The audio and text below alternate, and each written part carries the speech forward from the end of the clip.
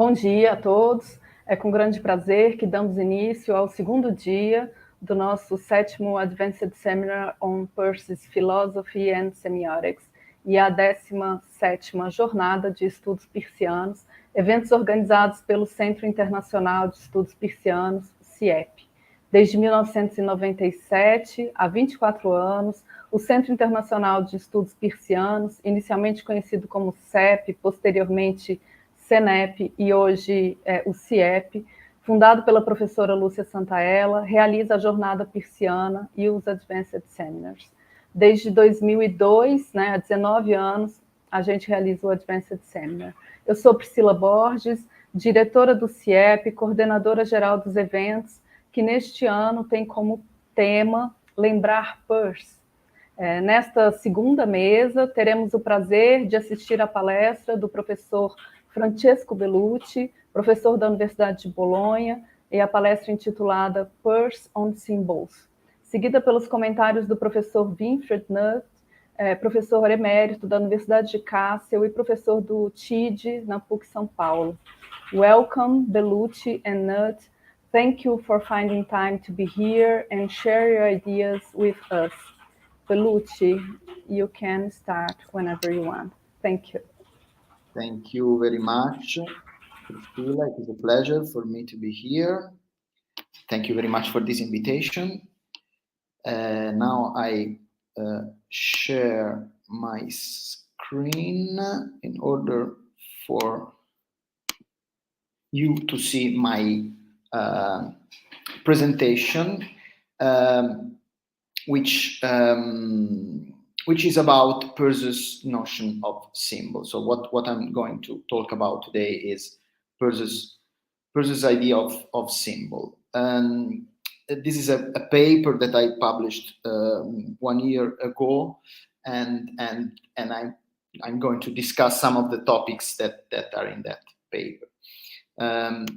So I will start with what I call the conventionalist interpretation. The conventionalist interpretation is that general interpretation of Peirce's idea of symbol, according to which a symbol is a conventional sign.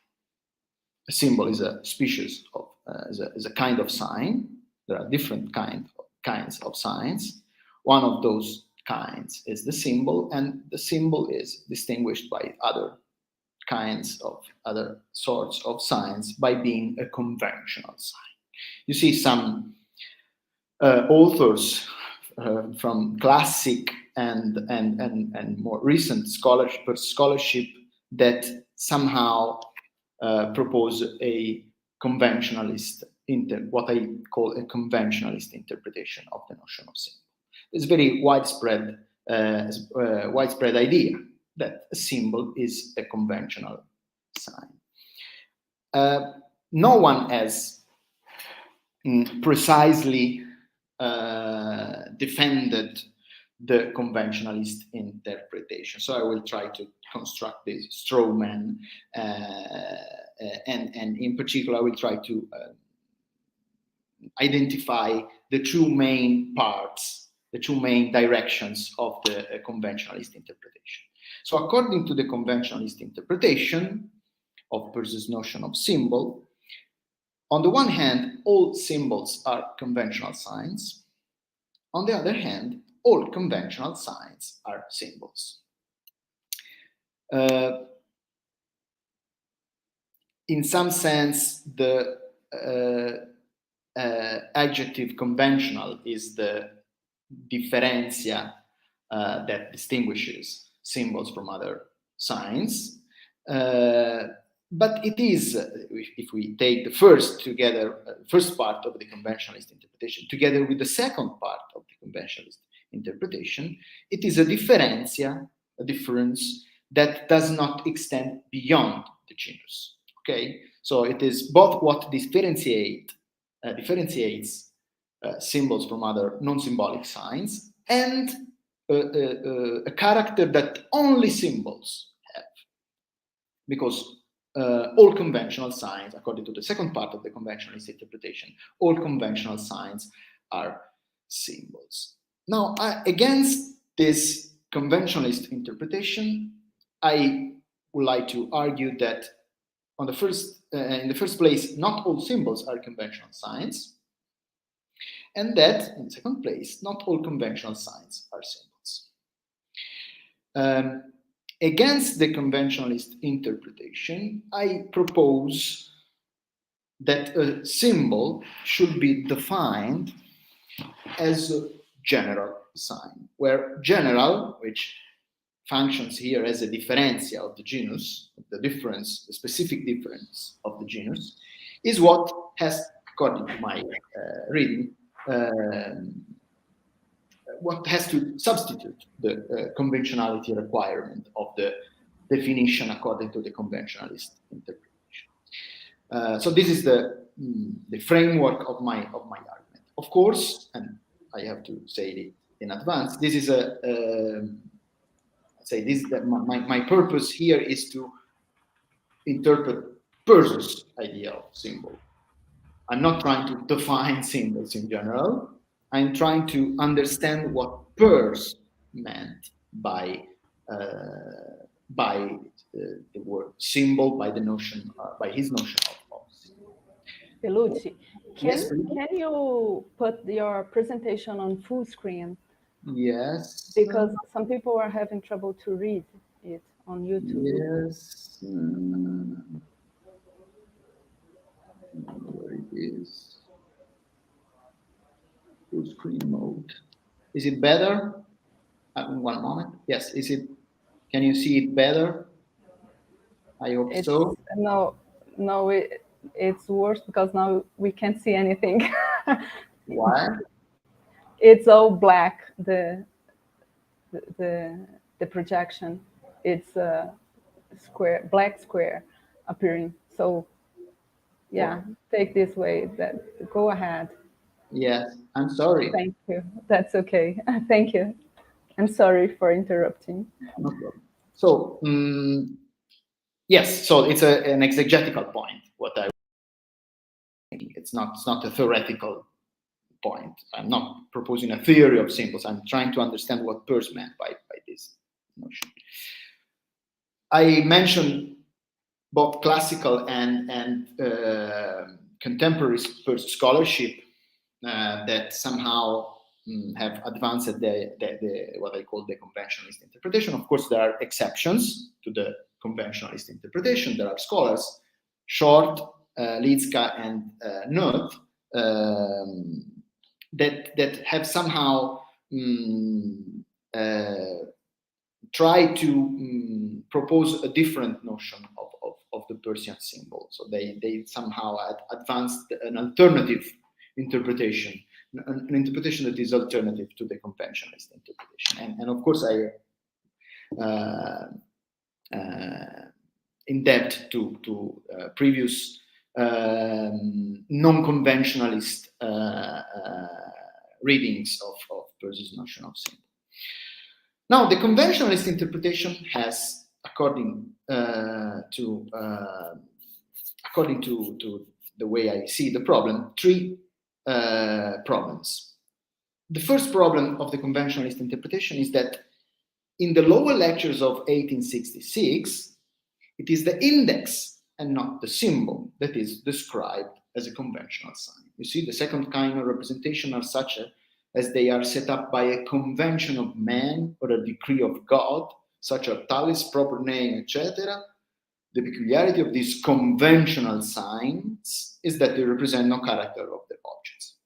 Indices in 1866 are conventional signs. The second problem of the conventionalist interpretation is that in the 80s, Peirce comes, this is something that is quite known, Peirce comes to the conclusion that propositions cannot be composed of symbols alone. That is, that tokens, at that time, he used that label for what he more often calls a symbol. Tokens alone do not state what is the subject of discourse, and this can, in fact, not be described in general terms. It can only be indicated. Symbols are insufficient to describe the syntax of a proposition, because a proposition is not composed of symbols only, it is composed of an index and a symbol. And according to Peirce's analysis, or let's say quantificational analysis of the proposition is composed by a quantifier that governs some variables, and the predicate part, the Boolean part, in which the same variables occurs free and is bounded by the quantifier. The quantifier plus the variable notation is the subject and is the index, because it indicates the universe of discourse and can quantify over the universe of discourse, and the remaining part is the predicate. The question is, therefore, if the symbol is a conventional sign, is not the quantifier plus variable notation that Peirce implements in the 1880s a conventional sign? Third problem for the conventionalist interpretation is that, according to Peirce, arguments are perfect symbols. Up to a certain point, I will go back to this.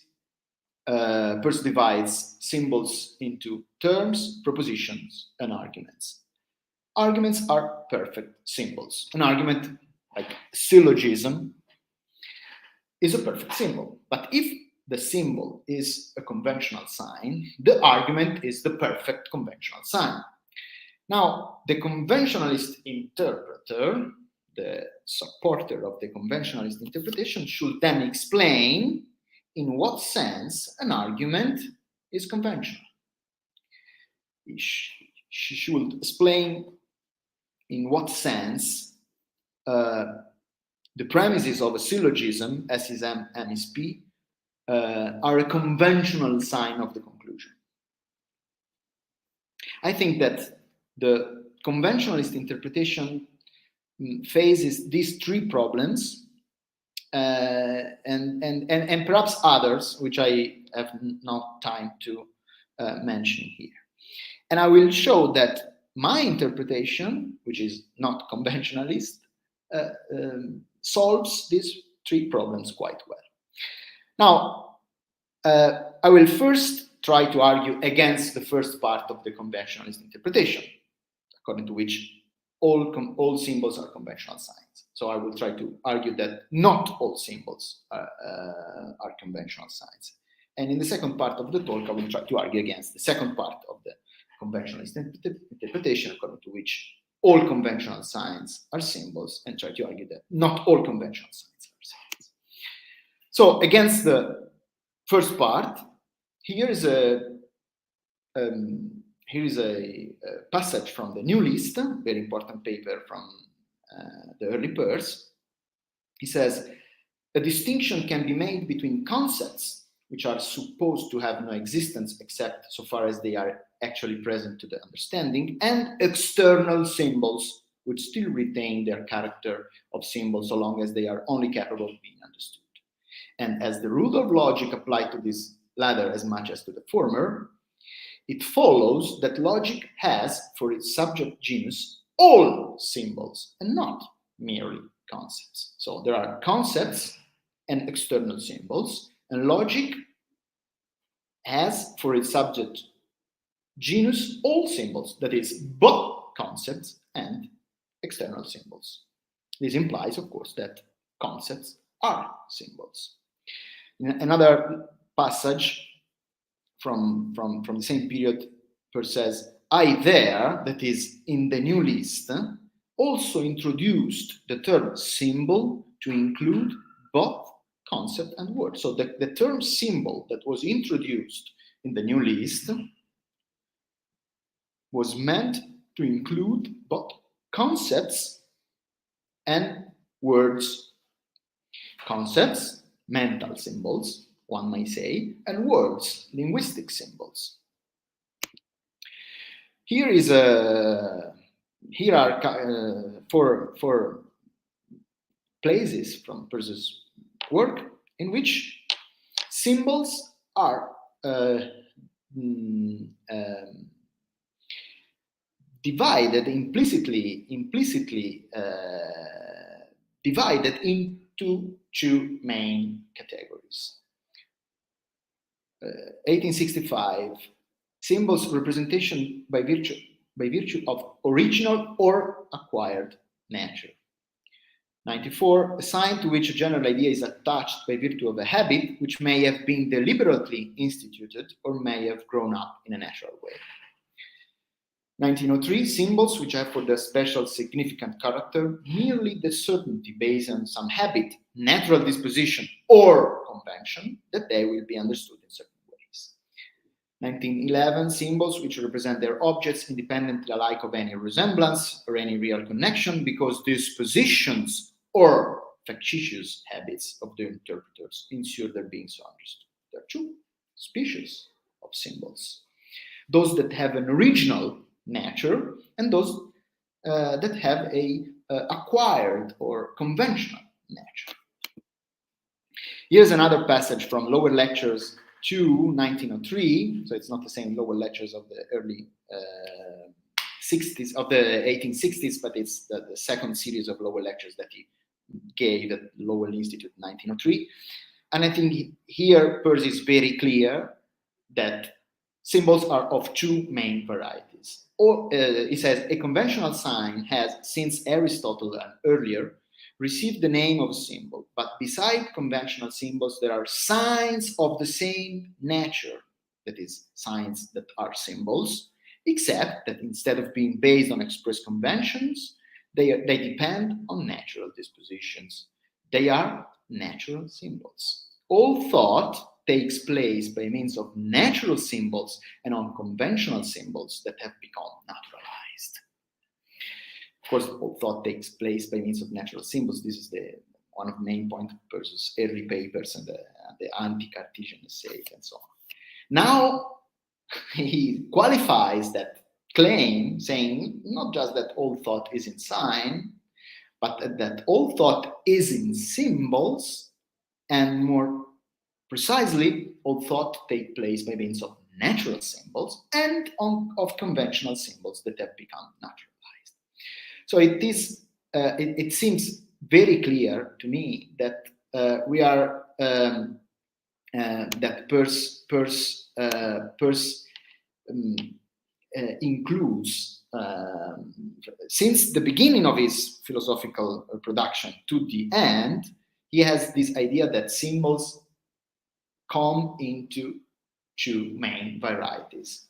Conventional symbols, external symbols based on acquired habits, and natural symbols, internal symbols that are based on natural dispositions, natural habits. So it's not my purpose here to explain what a natural symbol is. I have, of course, some idea of what a conventional symbol is. A word, linguistic items are, some linguistic items are may be classified as conventional symbols. I don't want to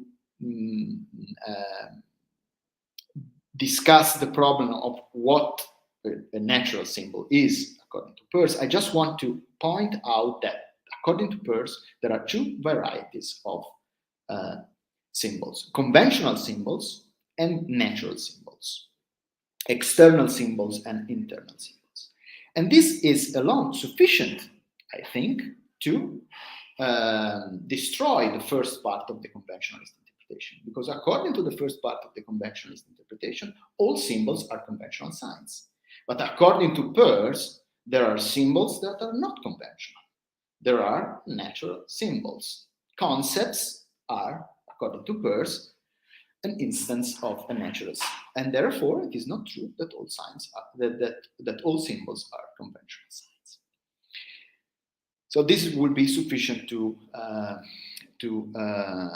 destroy the first part of the conventionalist interpretation. But instead of this idea, I have to propose something different. And the definition that I think is it's the correct definition of a symbol in Peirce is as a general sign. So symbol for Peirce is not necessarily conventional. Not all symbols are conventional signs, but a symbol must be a general sign. And this means that it must have a general object. This is another chronological presentation of passages in which symbols are associated, are defined as general signs. Now, a general sign in this sense, in the sense of symbol, means a sign whose object is general. This is a very important point because there is a difference that has to be made between being general at the level of the sign and being general at the level of the object. A symbol is a general sign at the level of the object.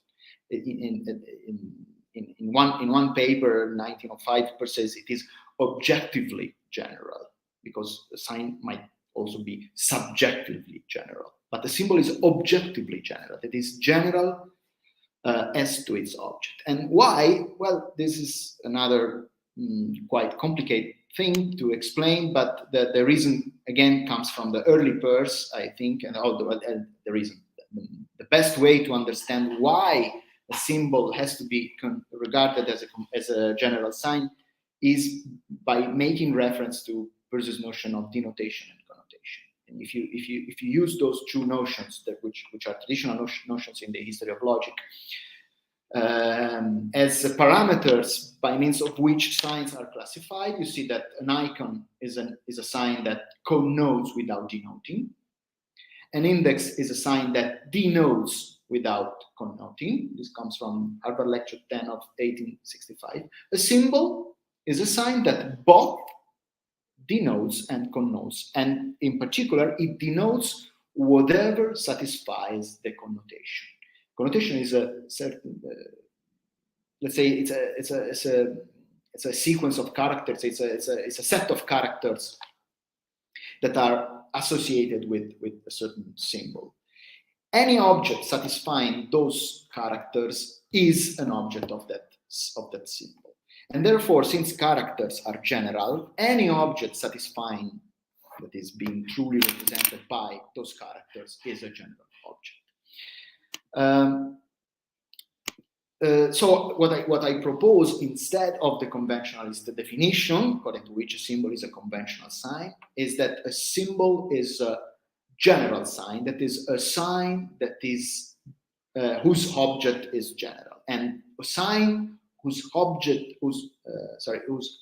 is general because that object is determined by means of the connotation. It's not directly determined as in indices, which directly determine their objects without, let's say, passing from the connotation.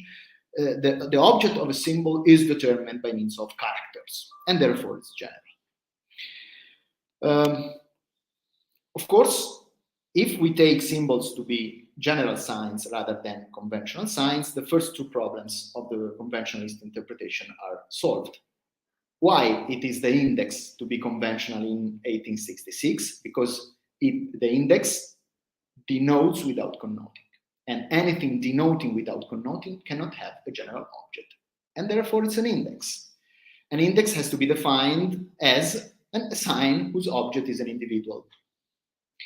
The fact that my name is Francesco says nothing of me.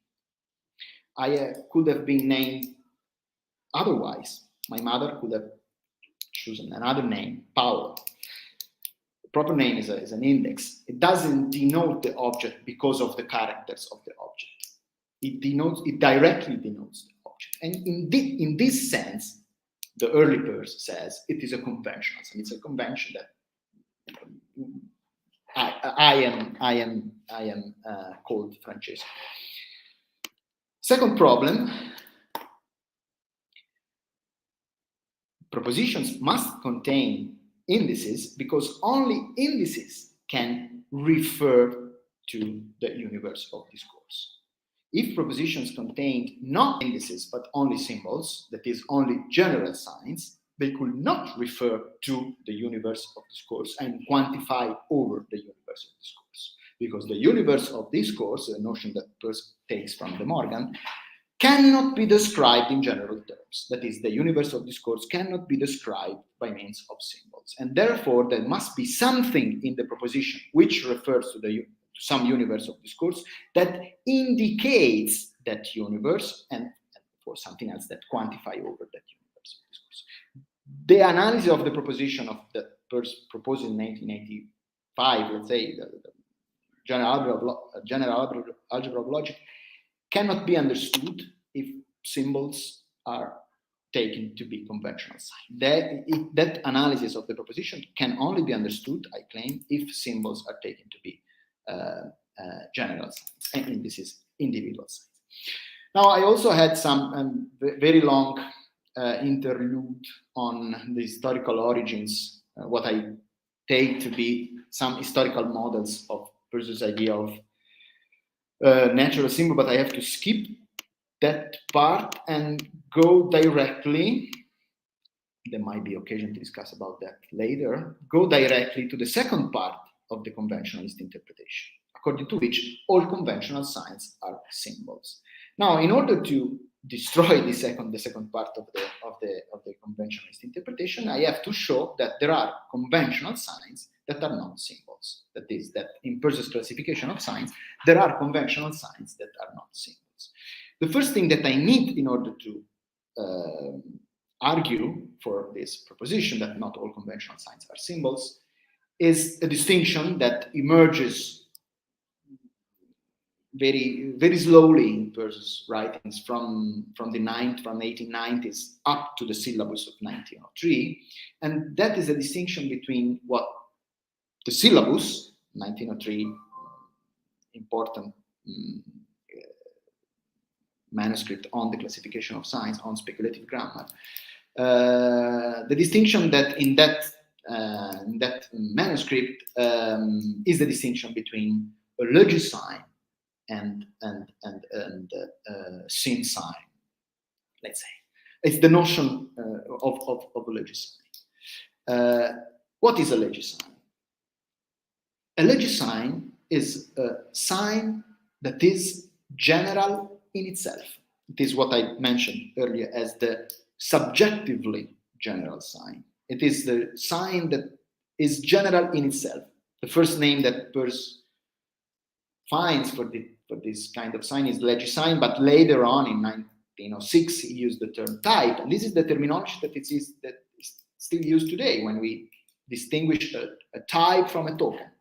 The first occurrence of this distinction is in the syllabus, and it is the distinction between the logis sign and the sin sign, let's say the token of a logis sign. A logis sign is a sign that is general as to itself, general materialiter, and as such it has to be distinguished from the symbol, which is the sign which is general as to the object of the sign. Once this distinction is made, the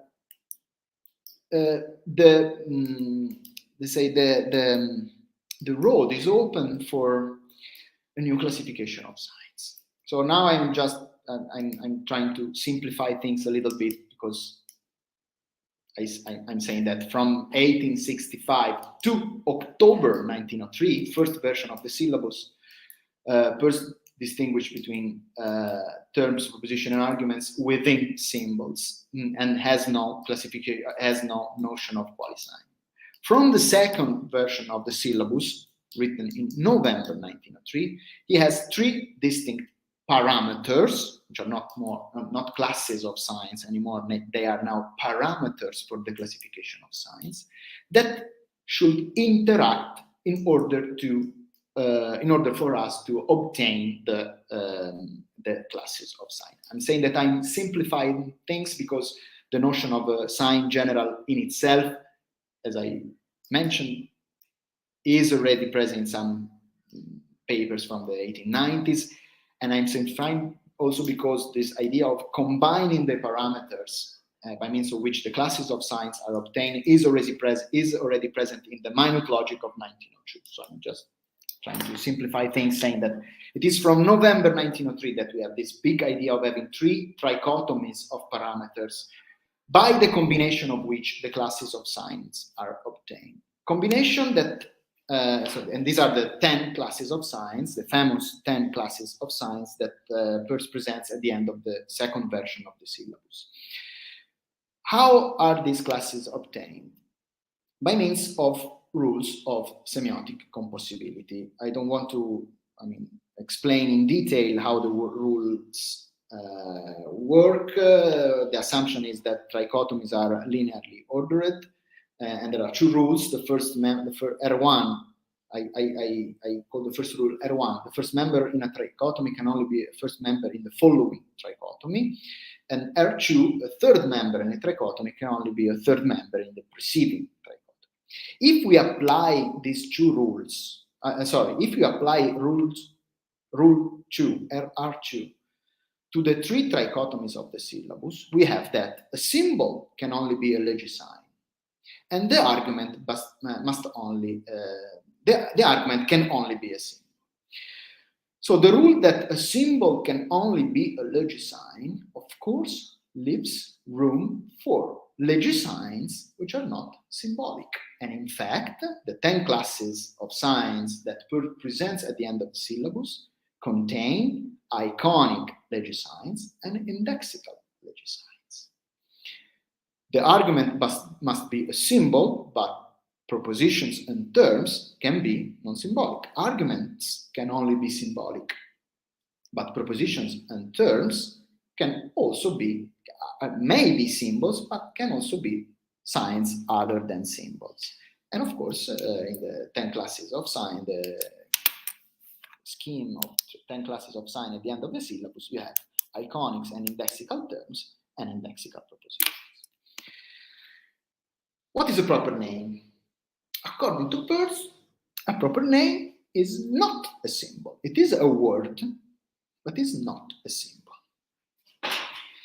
In the last passage at the bottom of this page, you have a quotation from the syllabus, from the last version of the syllabus, in which Peirce says the demonstrative pronoun that, so here we are associating pronouns, demonstrative pronouns, and proper names. The demonstrative pronoun that is a legisign, being a general type, that is a sign that is general in itself, but it's not a symbol, since it does not signify a general concept. Peirce could not have been more clear than this. So it is one thing to be a sign general in itself, or subjectively general. It's quite another thing to be a sign general as to the object. The first parameters by means of which signs are classified is called legisign. The second parameter is called symbol or symbolicity. The demonstrative pronoun, the proper name, is a legisign, but it's not a symbol because it doesn't signify as a general object. It signifies an individual object, and therefore it is an indexical legisign. Now, of course, in order to destroy the second part of this conventionalist interpretation, I only have to show that some legisigns can be non-conventional. That legisigns can be both conventional and non-conventional. Peirce says in the syllabus, every conventional sign is a legisign, but of course, a legisign can be non-conventional. So you have indexical legisigns, proper names, pronouns, which are conventional. Why? Because they are words. And think of pronoun. Pronoun depends on the rule of the language to which it belongs. And therefore, it is, in some very general sense, a conventional sign. It is a conventional legisign, but it's not a conventional symbol, because a pronoun doesn't have a general object, doesn't signify a general object. It is a conventional indexical legisign. Of course, there are non-conventional legisigns.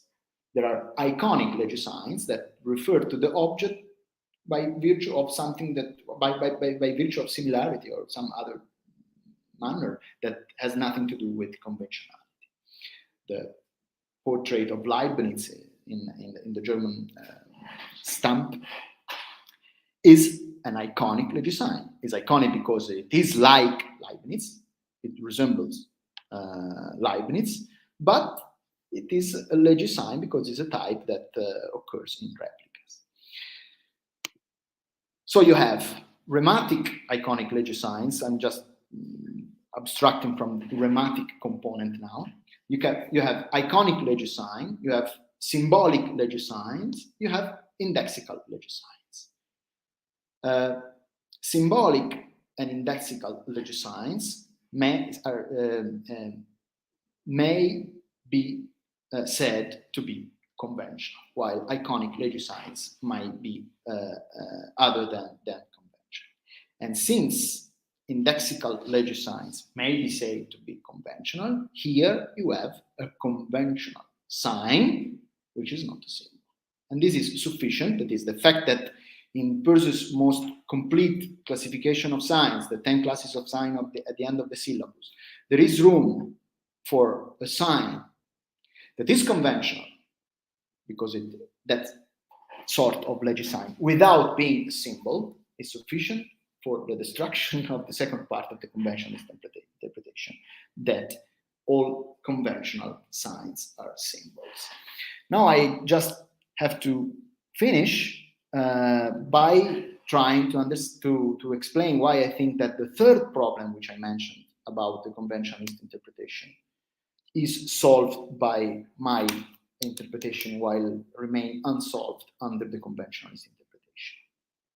The third problem was arguments, according to Peirce, are perfect symbols.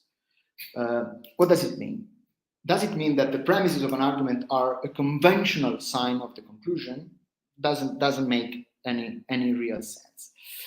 Of course, an argument, this can be mentioned. Aristotle says that in the De Interpretazione that names, verbs, and sentences signify by convention, catasium taken. And Boethius, in the second commentary on the De Interpretazione, observed that sentences are conventional in virtue of being composed of conventional terms. That is, terms, names, and verbs are conventional. Sentences are conventional in the sense that they are composed of conventional signs. They are indirectly conventional. Under the conventionalist interpretation, propositions are conventional because they are composed of terms. That is, terms are the basic bearers of the conventionality requirement. And arguments are conventional because they are composed of propositions. So they are doubly indirectly conventional. But if an argument is indirectly a symbol, it cannot be the perfection of a symbol.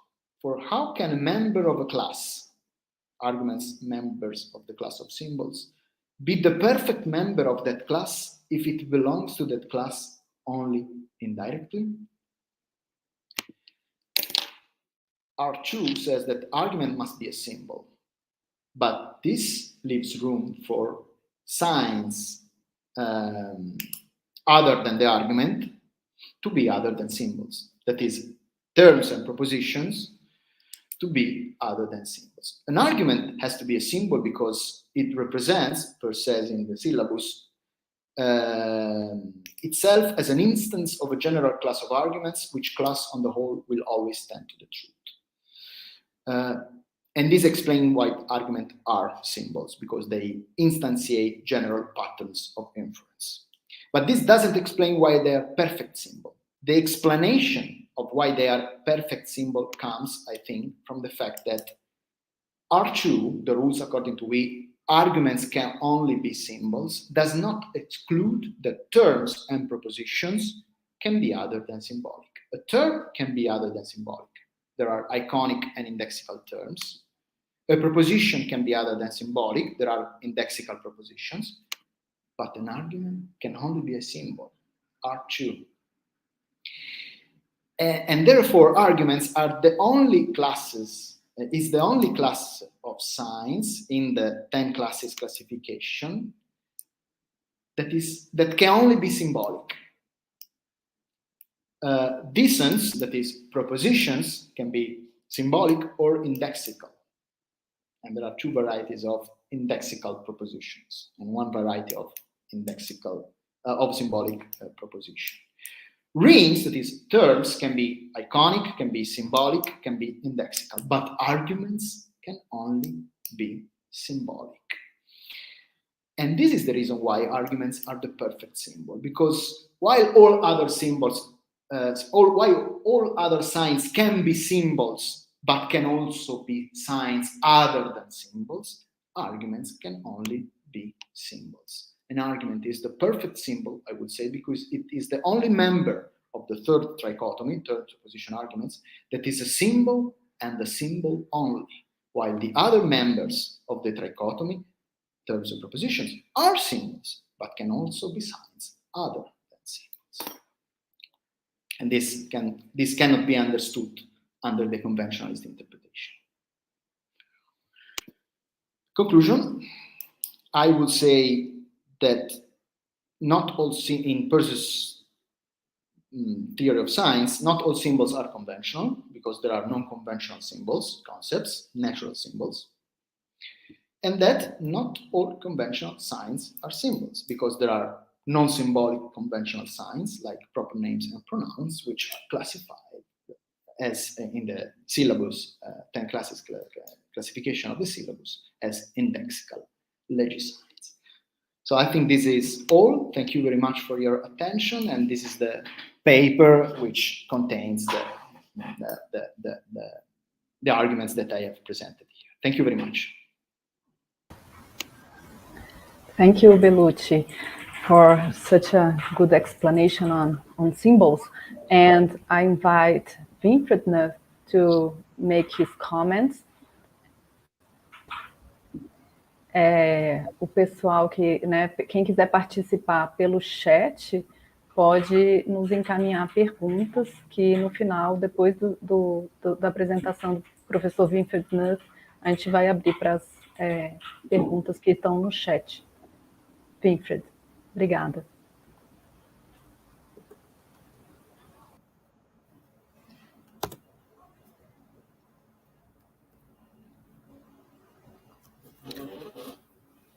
Well, first of all, thank you very much for inviting me to comment on this brilliant paper.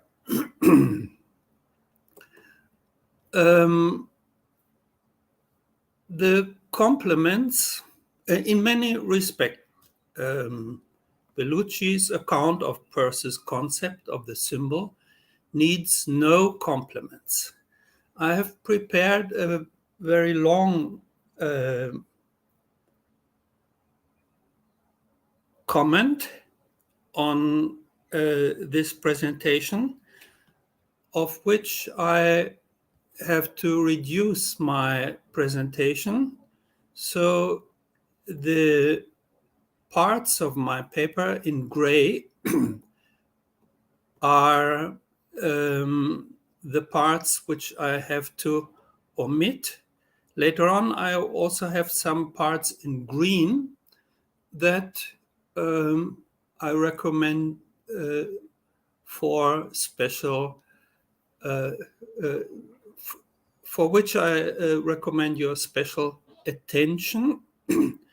But I have to hurry and return to my point of departure, which is Bellucci's account of Peirce's concept of the symbol. This paper is invaluable in emphasizing that Peirce's main criterion of symbolicity is not conventionality, but generality. Bellucci gives a very careful account of the difference between these two criteria and the development of Peirce's respective definitions. His subchapter on conventional and natural symbols, whose title must sound like a contradiction in terms to those who define the human being with Ernst Cassirer as the only animal symbolicum in the universe, has the great merit of rectifying the terms from the Peircean perspective. Students of Peirce's semiotics, not sufficiently familiar with the distinction between symbols and legisigns of 1903 can learn a lot from Bellucci's clarifications that all symbols are legisigns, but not all legisigns are symbols, and that with this distinction, Peirce could better account for the apparent overlap between conventional signs, symbols, icons, and indices. Especially linguists, but also others, have sinned from the Peircean perspective when they invented terms like indexical symbol or iconic symbol to classify deictic as well as onomatopoeic words, respectively, instead of recognizing that with Peirce, deictic words are indexical legisigns and sound symbolic words are iconic legisigns. In other respects, Bellucci's account of Peirce's symbol does deserve some compliments, not because its author needs a lesson in fallibilism, but because his paper is itself a symbol, and a symbol can never represent its object completely, or with Peirce, no sign is absolutely precise. My compliments then try to answer the following questions. How did Peirce define a conventional sign? Why did Peirce himself occasionally refer to the symbol as a conventional sign? What exactly is a natural symbol? And finally, does Peirce's early theory of the symbol need complements in light of the fully developed semiotic system after 1900? Bellucci focuses more on why symbols are not conventional signs. He tells us that symbols, according to Peirce, may be conventional or natural, and that conventional signs may be symbols, indices, or icons. Neither are all symbols conventional, nor are all conventional signs symbols. But what are conventional signs? Bellucci begins with Aristotle's definition of words as signs that are conventional because their phonetic form differs from language to language. But he goes on to argue that Peirce's conception of conventionality derives essentially from the first chapter of the Summa Logicae by William of Ockham.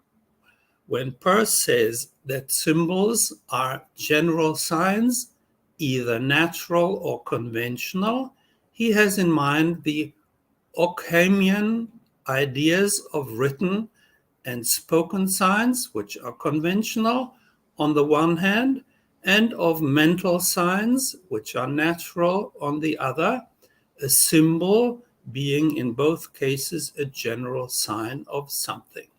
From Ockham, Bellucci also takes the further specification that conventional signs are signs ad placitum because spoken and written terms signify by voluntary imposition and agreement, that is, by convention, their signification could be changed by changing the convention.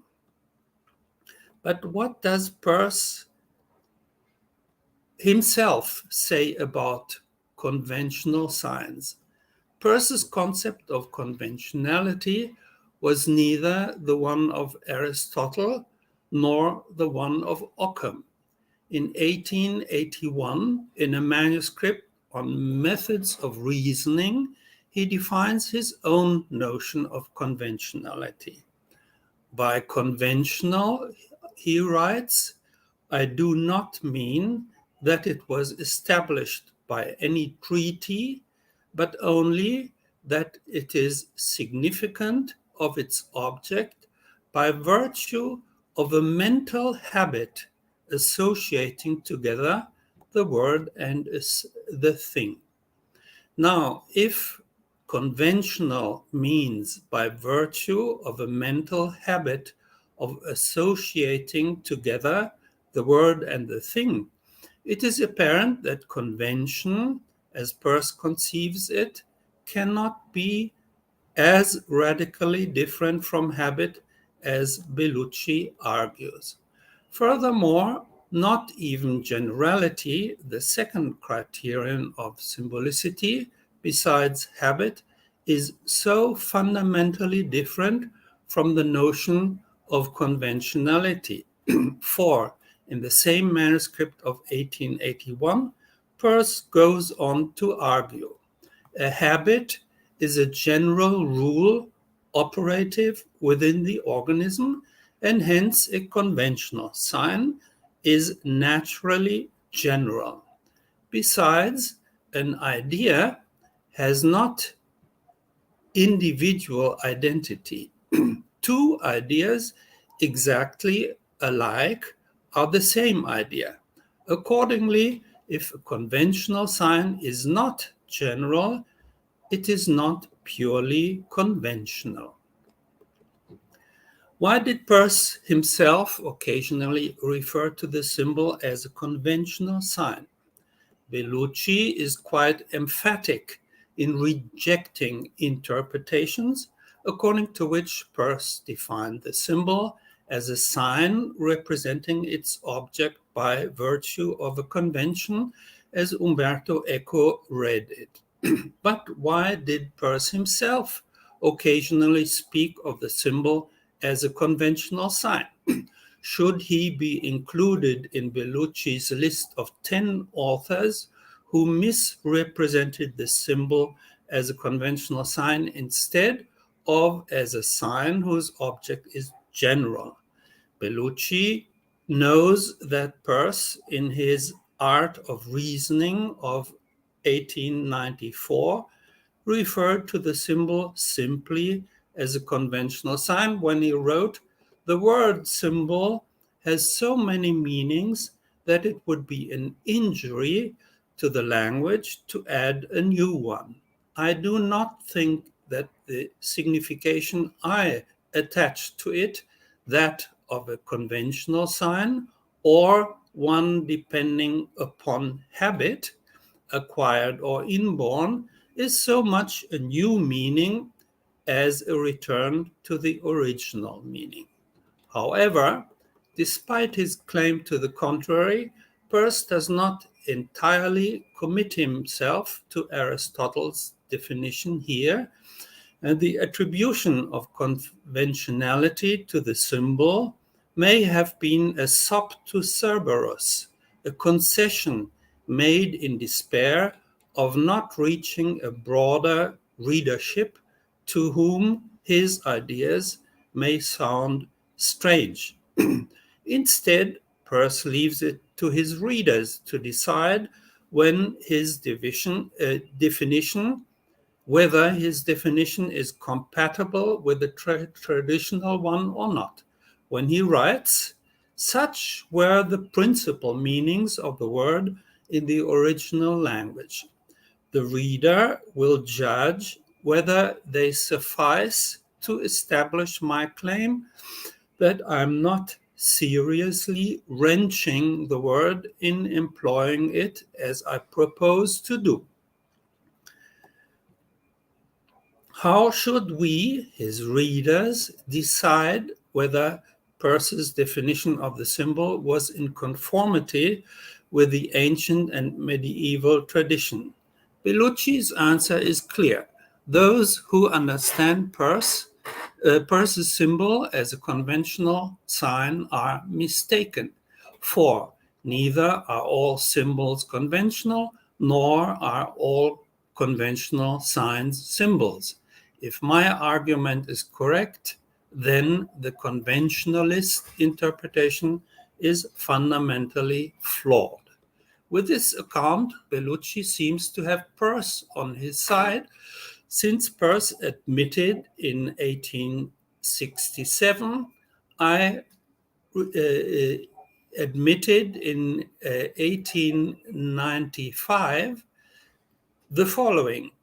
In 1867, I restricted symbols to conventional signs, which was an error.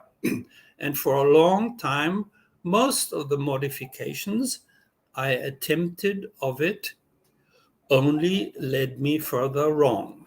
Does this self-criticism mean that Peirce was always wrong to call symbols conventional sign?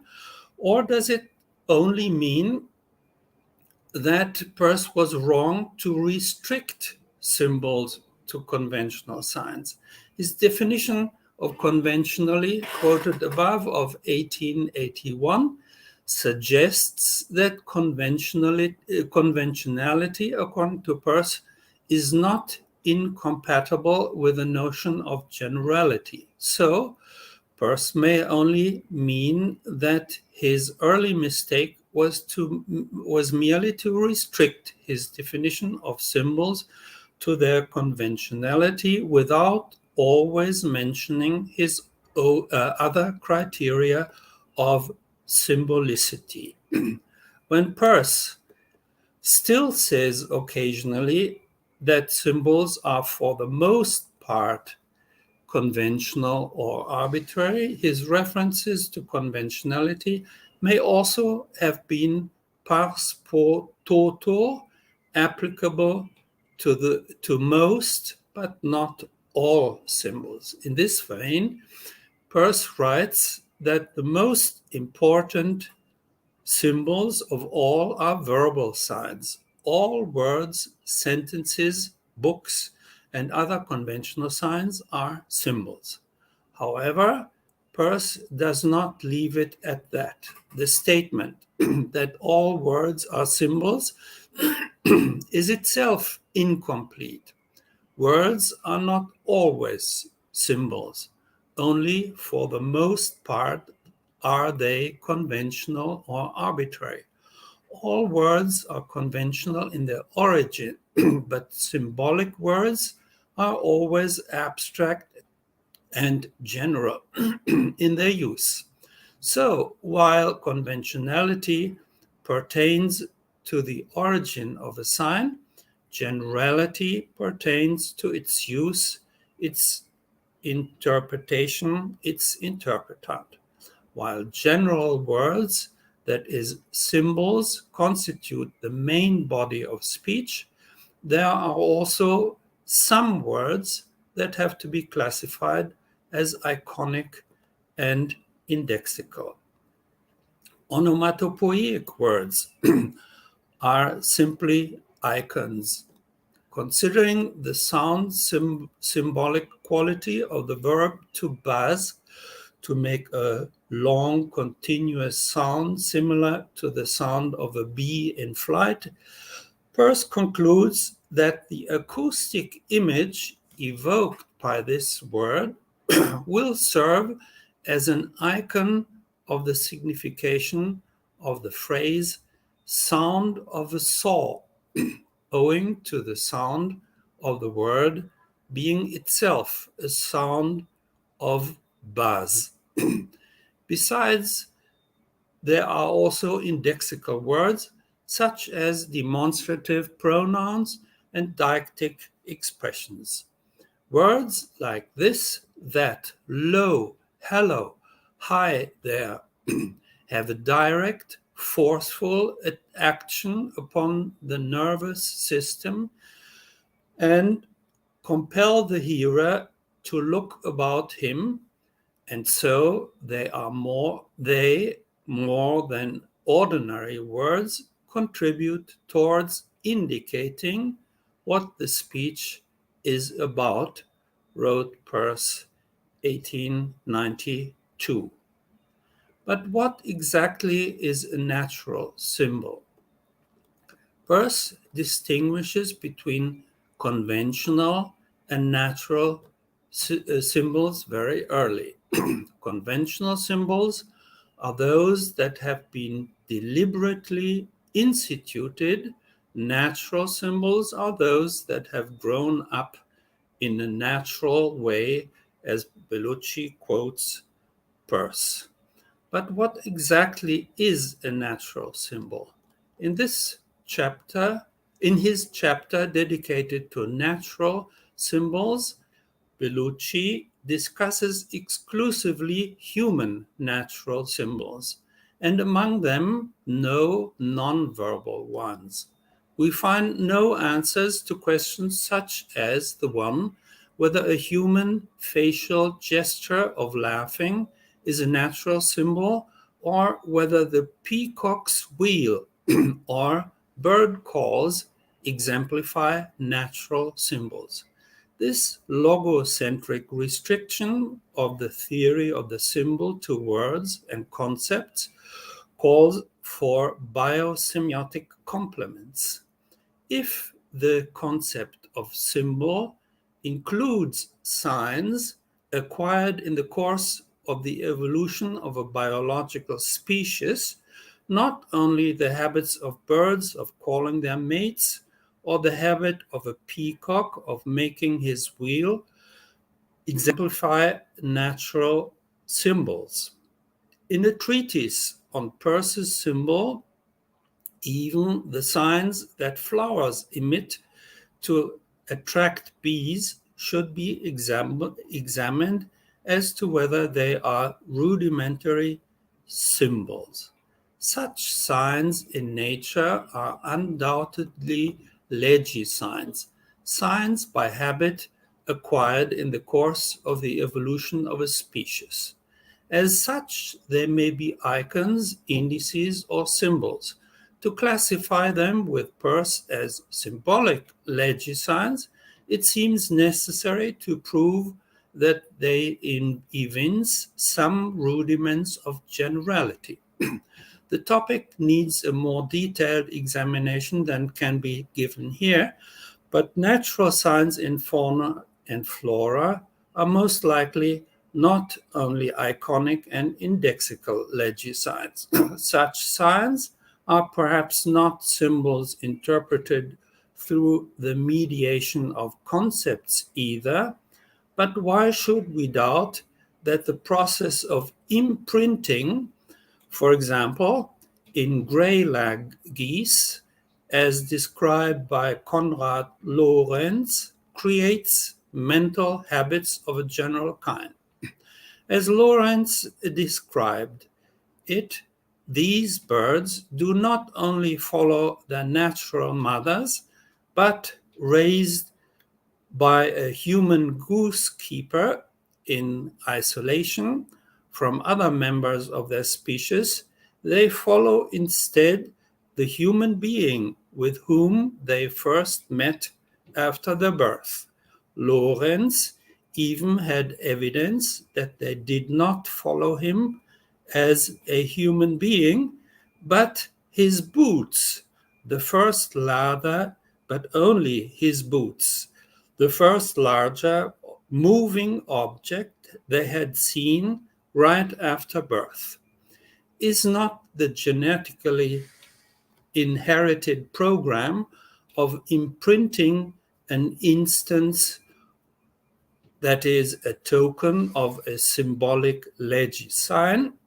I ask. Notice also that Peirce, after 1900, gave definitions of the symbol in which he abandoned the scholastic criteria, or at least he did not mention the scholastic criteria of generality and of an interpretation mediated through concepts. In a definition of 1903, the essence of the symbol is reduced to a regularity that consists in the future conditional occurrence of facts, not themselves that regularity. A peacock's wheel is undoubtedly a regularity associated with a future conditional fact, the selfish person of the survival of the own species, which is the purpose of making the wheel, certainly results in future facts that differ from the previous regularity of making wheels, which stimulated the survival of the species. Bellucci's concern, by contrast, is not with biosemiotics, but with symbols that are concepts formed in the human minds. In his writings of the 1860s, Peirce was indeed indebted to Occam's doctrine that words are external symbols based on conventions or acquired habits, whereas concepts are mental symbols formed by natural dispositions or habits. In his interpretation of Aristotle, Occam had argued that concepts are natural signs formed in consequence of affections of the soul, which speakers of all language experience alike. Since all human minds are supposedly affected alike by the things they experience, this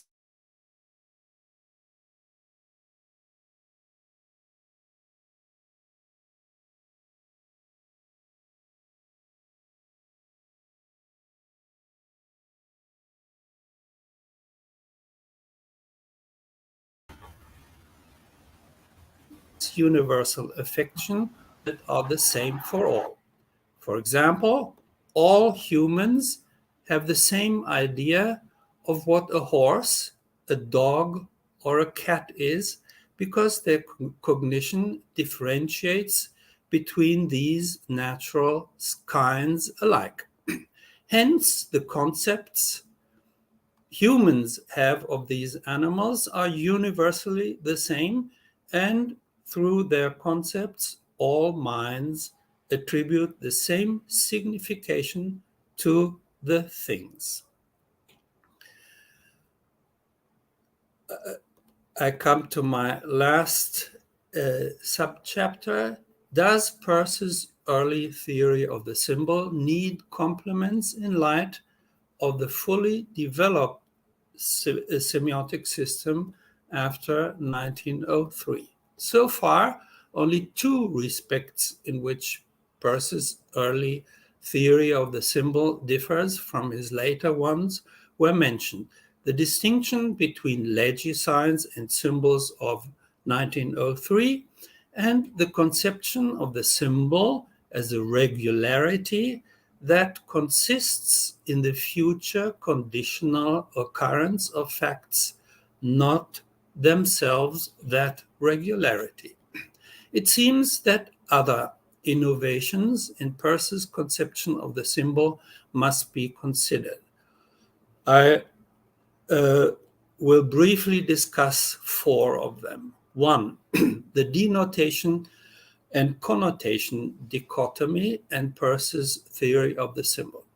Peirce's early theory of the symbol is much indebted to the denotation-connotation dichotomy as it had been used in logic since John Stuart Mill.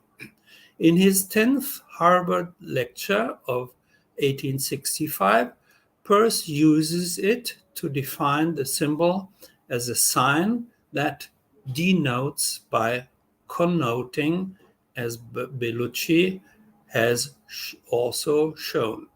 However, later, Peirce questions the validity of this dichotomy, at least in its terminology.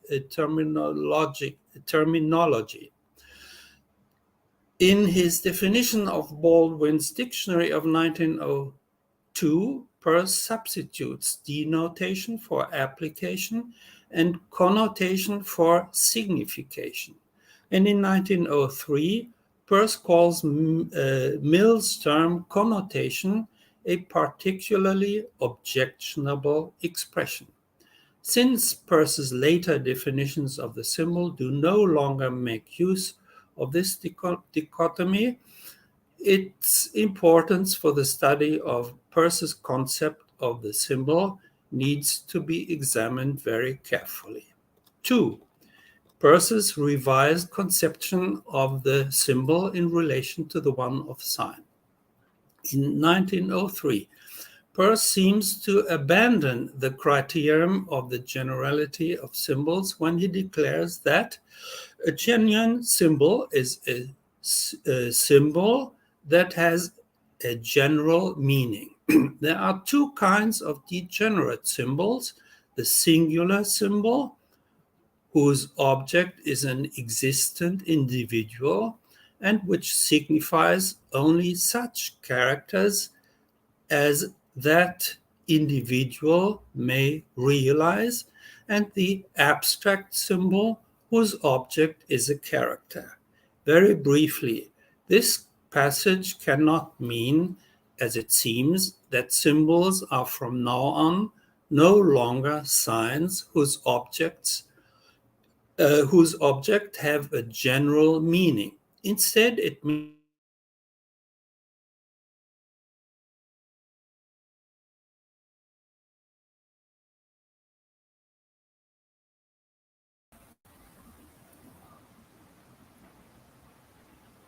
that degenerate forms, the index and the icon.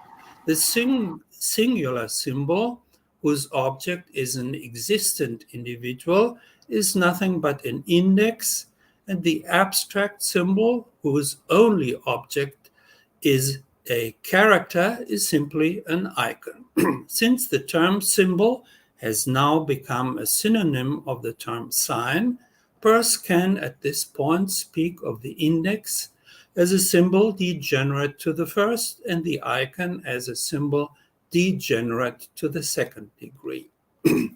3. Symbols and the scope of logic.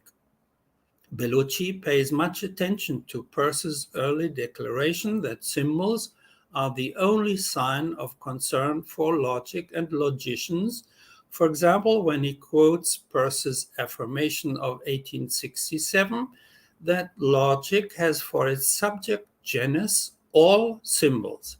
Here, it is necessary to complement that Peirce, from 1903 on, envisioned a science of logic, alias semiotics, as one that is not only concerned with symbols, but also with icons and indices, since from then on, logic may be regarded as the science of the general laws of science. It has 3 branches. First, speculative grammar, or the general theory of the nature of meanings of signs, whether they be icons, indices, or symbols. I come to my last item, Peirce's distinction between a symbol as a sign and as the interpretant of a sign. After the turn of the century, Peirce begins to omit references to the utterer of the symbol and shifts his attention entirely to the interpreter, and with it more and more to the interpretant of the symbol. Now, a sign is a symbol because it will be interpreted as such. Hence, the habit of its interpretation, not its origin, makes a conventional sign a symbol. In 1904, Peirce once more affirms that the origin of the symbol may be conventional or a natural disposition, that is, a habit acquired by learning or inherited genetically, but that, irrespective of its origin, the symbol is only a symbol through the habits that determines how it will be interpreted. I define a symbol as a sign which is determined by its dynamic object only in the sense that it will be so interpreted. It thus depends either upon a convention, a habit, or a natural disposition of its interpretant, or of the field of its interpretant. In 1903, Peirce directed his attention to conventional symbols only. Here, Peirce emphasizes that a conventional symbol cannot be found in any of its actual utterances. Symbols in actual use are only replicas of symbols, but replicas of symbols are no longer symbols. I have to hurry. The interpretant of a symbol is now specified as the effect on the conduct, mental and bodily of the interpreter. And this effect, says Peirce, comes about because the sign is interpreted through a special habit or a rule of interpretation. In the same manuscript, Peirce puts it as follows. A symbol is a representamen whose special significance or fitness to represent just what it does represent lies in nothing but the very fact of there being a habit, disposition, or other effective general rule that it will be so interpreted. In the same year, Peirce describes the essence of symbols as follows. The interpretant of the rhematic symbol often represents it as a rhematic indexical legisign, at other times as an iconic legisign, and it does in a small measure partake of the nature of both. Here we can see that the distinction between symbols, icons, and indices is no longer as categorical as it seemed before, but it is not abandoned. Instead, Peirce came to recognize that the definition of the symbol through the various criteria of its relation to its object represents, the object it represents is a definition on a dyadic relationship. Peirce says that himself several times. The definition remains valid, but in the framework of a fully triadic analysis, the interpretant of the symbolic legisigns needs to be reconsidered as to its class. The sign that the symbol creates as its interpretant may remain a symbol, but it may also change its class, becoming an index that evokes the concrete experience of some object, or it may shift to an icon. About the symbol that evokes an icon as its interpretant, Peirce writes, many words, though strictly symbols, are so far iconic that they are apt to determine iconic interpretants, or as we may say, they call up lively images. And here I have to finish my presentation to open the discussion and withdraw myself.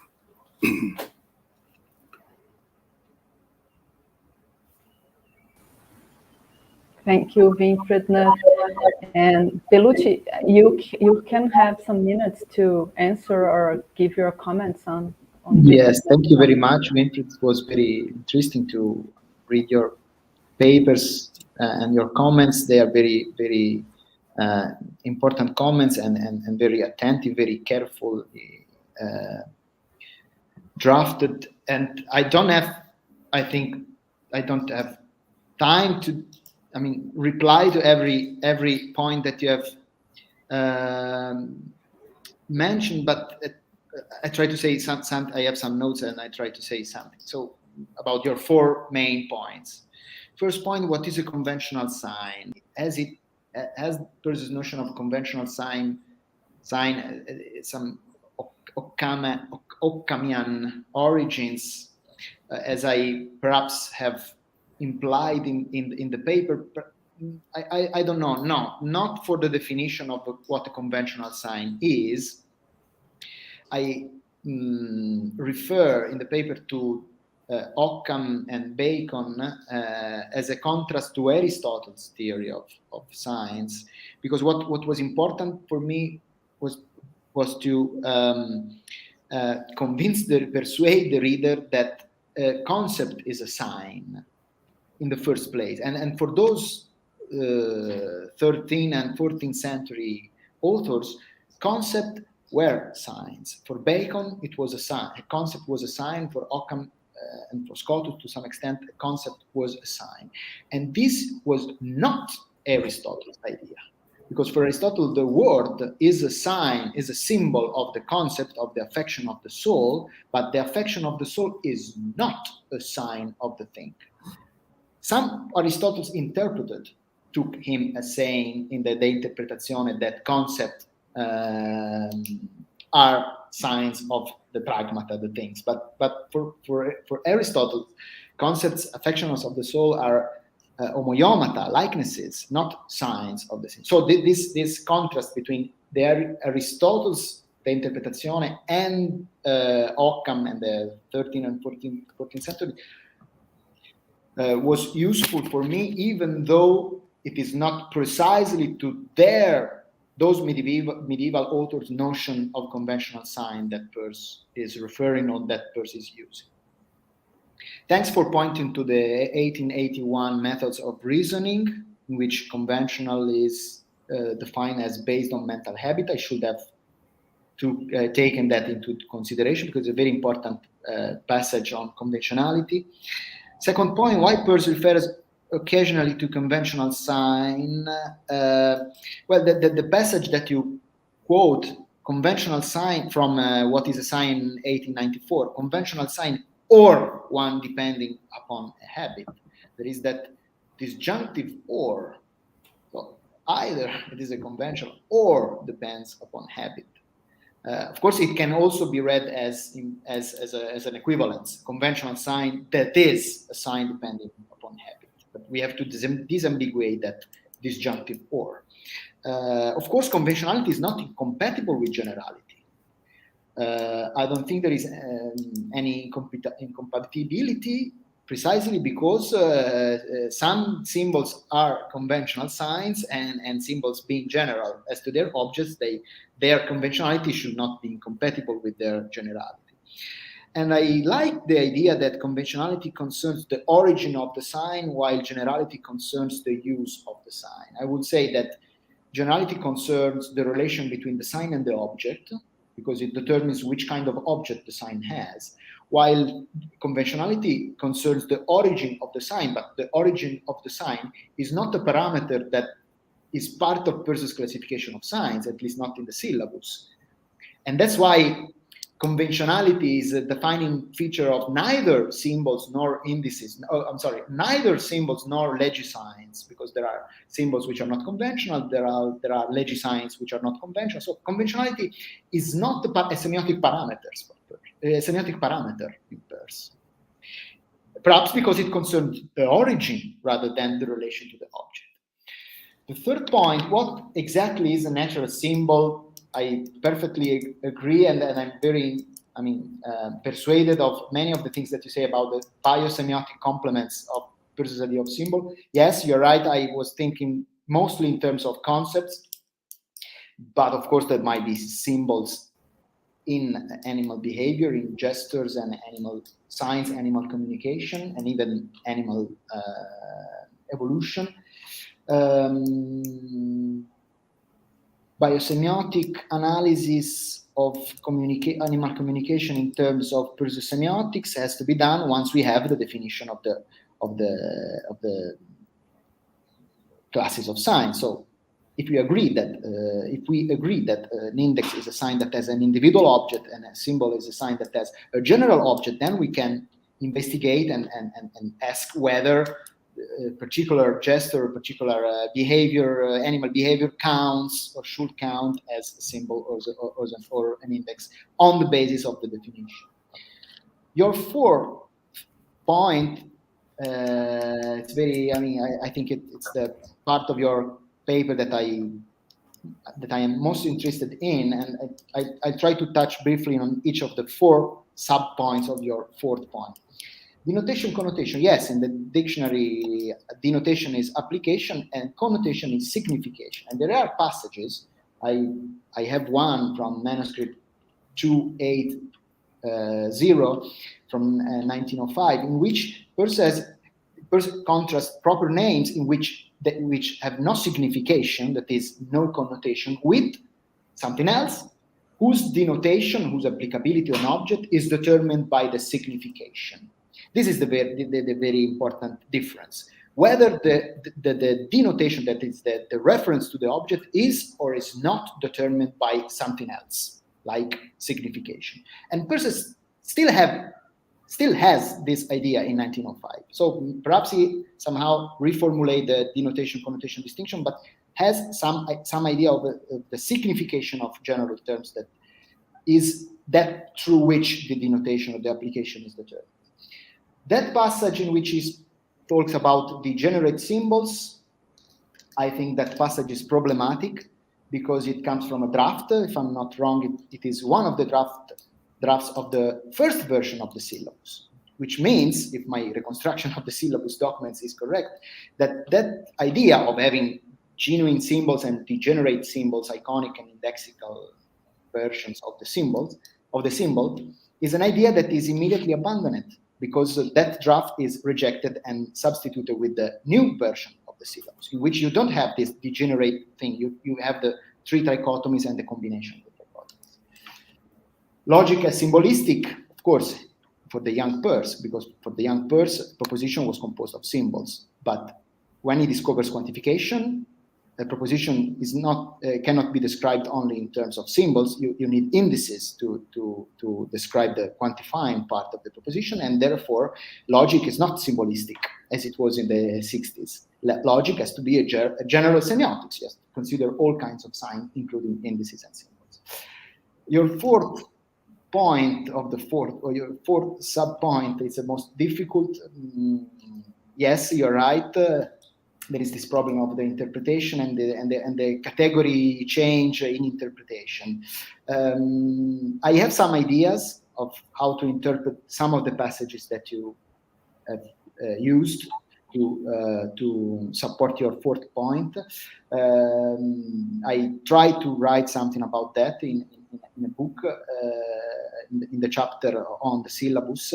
I don't have time to reply. I just say that I have the impression that in that part of the syllabus, because those passages come from the syllabus, Peirce was trying to articulate ideas that the status of his semiotic terminology and the complexity that he had reached up to that point didn't permit him to formulate. So this reference to not just to what category of the sign something is, but what category of sign something is interpreted to be, is already a reference to the subsequent, to the future classification of signs, in which he tries to add add some levels in the taxonomy, and some of those levels concern the interpretant and the classification of interpretants.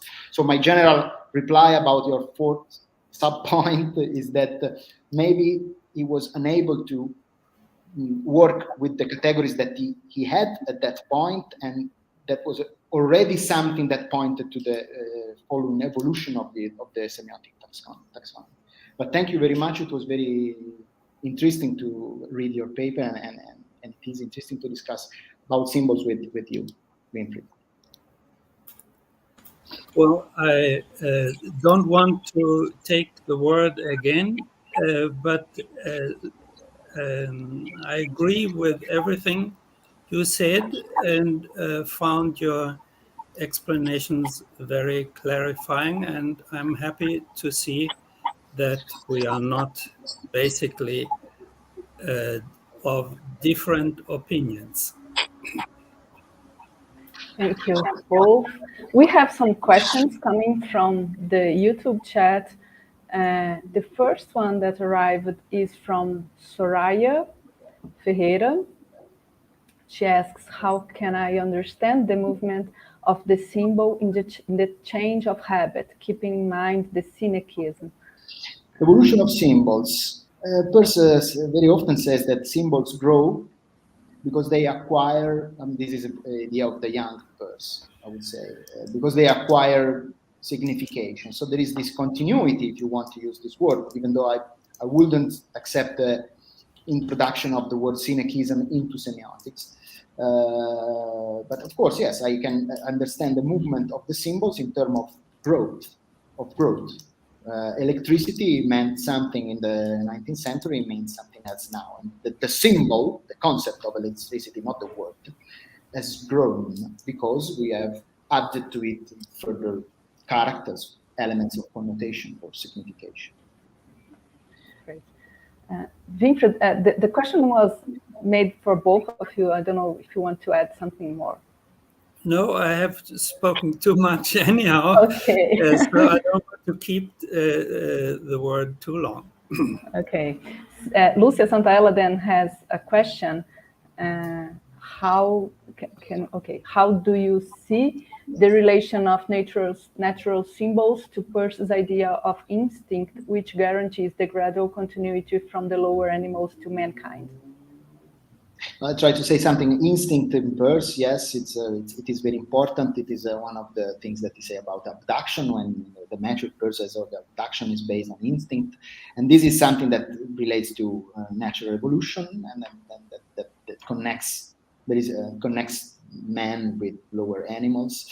What about natural symbols? Yeah, perhaps we have to now enter the field of biosemiotics rather than of human semiotics. I do not have a clear answer. I can say that yes, when Peirce tried to formulate a satisfactory definition of the symbol in the syllabus, he said that signs are a species of representaments. And representaments are defined by relationships, triadic relationships with object and interpretant. And signs are representaments with a mental interpretant. So signs are a subspecies of representaments. So more than with symbols, I would, and this is perhaps also a general reply to Winfried's idea of a biosemiotic complementation of the notion of symbol. We should first start with this strong idea that signs are everywhere, not just in the human mind, and that broader category should have the name of representaments, and that signs are those representaments with a human interpretant, with a thought as an interpretant. But there might be interpretants that are not acts of or thought, that are not made of thinking, and this is the connection with animals and with non-human semiosis, let's say. Great. We have some comments from Fernando Andati, which I want to read, and if you want to comment after it. Jules Ransdell's critique on the stipulative definition of meaning or human fiat argues that insofar as our thoughts are symbolic in character, as linguistic thoughts largely are, they are what they are because of what will be made of them.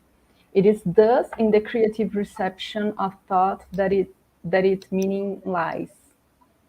And that is another interesting approach to a non-conventionality of symbols.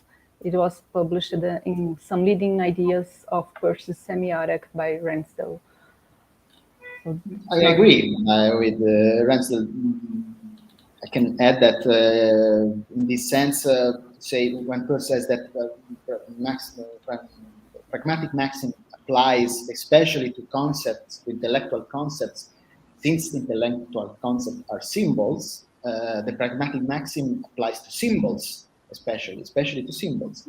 And this Ransdell's reference to the creative reception of thought, of course, reminds one of the pragmatic maxim and of the consequences of what one should expect from experience if something conveyed by a concept is true.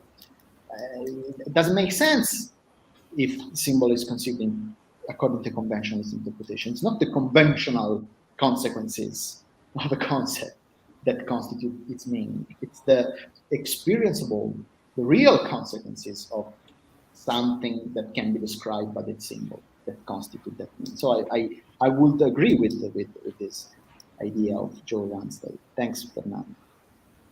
Okay, I think we have some other commentaries, but I see it as people talking to each other in the chat. And so if you want to make any questions, please put it here. I'm saying this for Fernando Andache and Cassiano, who had exchanged some ideas, but I think they are talking to each other. And I would like to make a question then, Bellucci. Thank you for bringing us this discussion on symbols and the idea of conventional sign, which is considering the richness of Peirce's classes of signs, a kind of reduction of what are symbols. Huh? You haven't reached Peirce's larger classification of signs, but since you defined the symbol as being a sign whose object is general, bringing into consideration the mode of being of the object of the sign, I would like to bring Peirce's late classification up to discussion. Peirce in 1908 says that when the dynamical object of a sign is a possible, he calls the sign an abstractive. When it is an occurrence, he calls it a concretive. And when the dynamical object is a necessitant, he calls it a collective sign. If you define the symbol as being a sign whose object is general, then what is the difference between a symbol and a collective sign? I don't know if you are suggesting, but maybe I read that it was a suggestion that all symbols are collective signs, and consequently, can I say that the dynamic object trichotomy comes first then, or determines the trichotomy that refers to the relation between sign and object?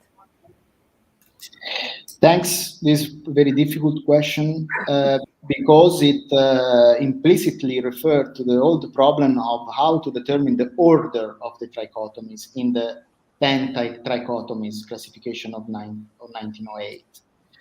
Because it depends on the order. So the last point you make, that is whether the collective dynamic object is a subdivision or covers or exhausts is exhaustive, let's say, of the symbol in the other trichotomy. It depends on the order of the two trichotomies, and this has not been determined. Peirce left the order of the 10 trichotomies of 1908 under the.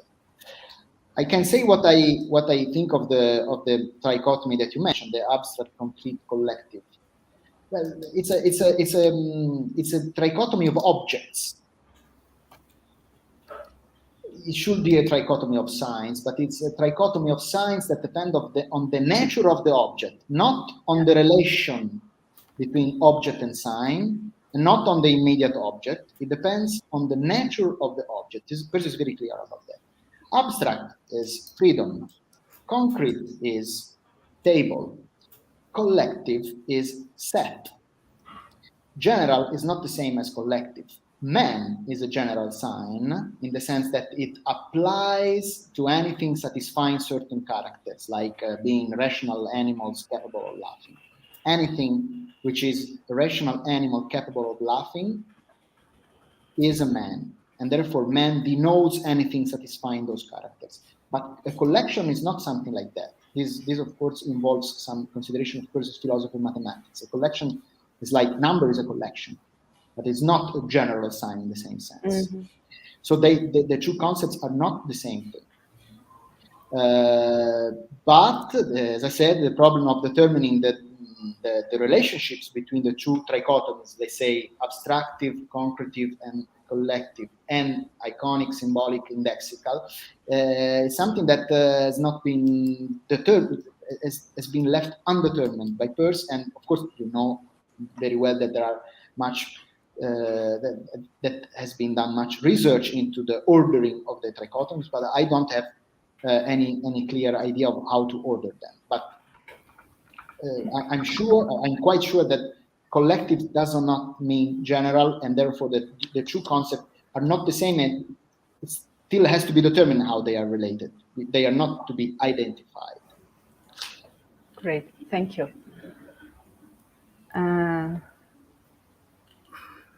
Okay, Winfried, you can add something. I would like to ask a question myself to Francesco. Why do you insist so much on the indexicality of proper names in light, after having studied Peirce's remarks on Ralph Pepperell in his manuscript 308, I think, the famous manuscript on science, where he describes how he thought about this name. First, it was an index, he says, because I didn't know this person. But then I found out that he was a horse lover and went to the races. And then I found out that he was the owner of a famous edition of Plato's works. So in the end, my sign grew. But didn't he say that only symbols grow? So where is the end of indexicality, and where does the same expression become a symbol?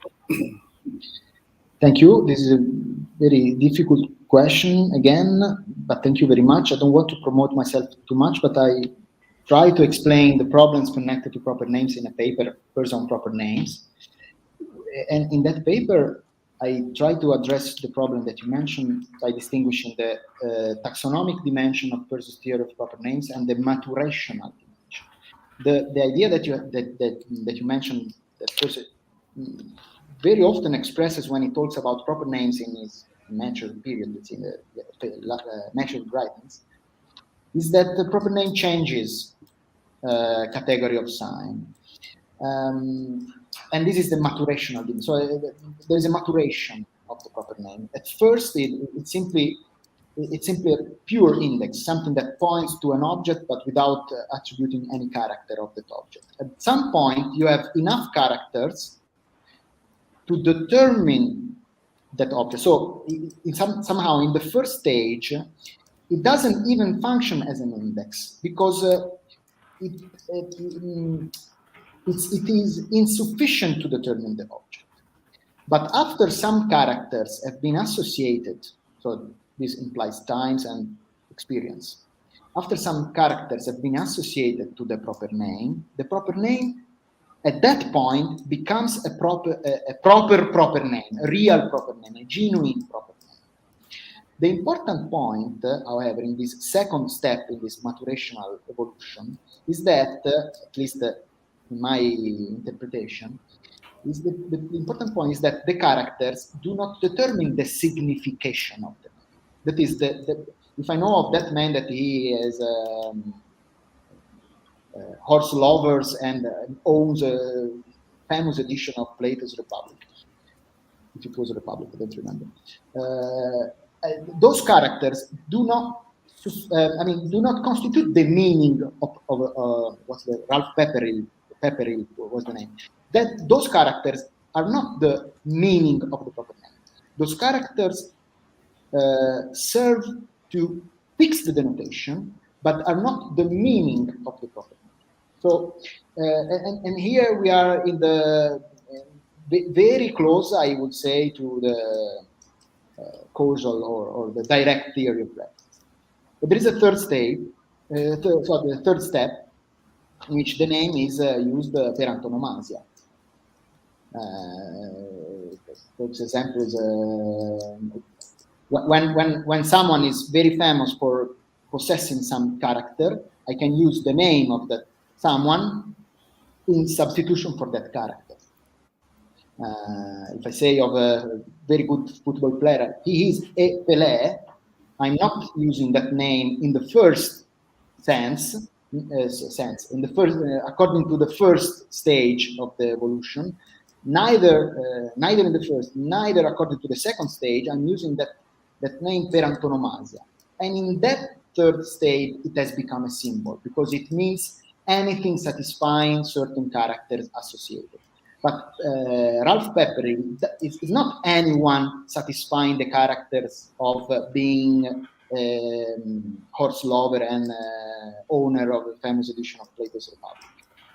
The reference is determined by those characters, but the name does not signify this character, and therefore is not a genuine symbol yet. It becomes a genuine symbol when the proper name is used per antonomasia. I hope I have attempted to answer your question. Very clear. May I ask one more question? I think we have still some minutes. A very different one.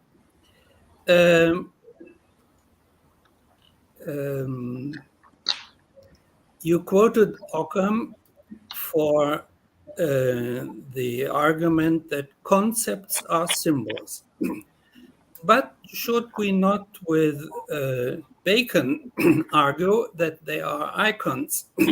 Because if they are all, we are all affected likewise by the objects of the universe and only give different names to them from nation to nation, then our mind is affected by the objects by similarity, isn't it? So you only talked about the symbol aspect of the concepts, but not about the icon aspect.